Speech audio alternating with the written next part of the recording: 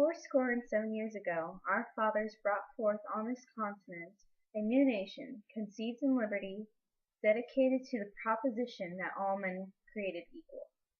Now we are engaged in a great civil war, testing whether that nation or any nation so conceived and so dedicated can long endure. We are met on a great battlefield of that war.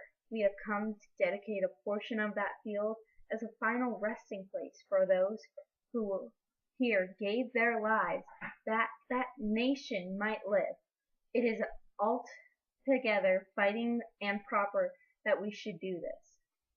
But in a large sense, we cannot dedicate, we cannot consecrate, we cannot hallow this ground.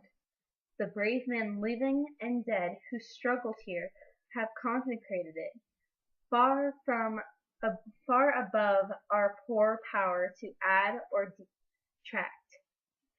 The world will little note nor long remember what we say here, but it can never forget what they did here.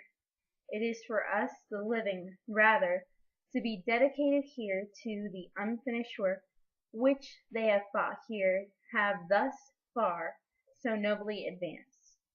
It is rather for us to be here dedicated to the great task remaining before us, that from these honored dead we have increased devotion to that cause for which they gave the last full measure of devotion, that we here highly resolve that these dead shall not have died in vain, that the nation under God shall have a new birth of freedom, and that government of the people, by the people, for the people, shall not perish from the earth.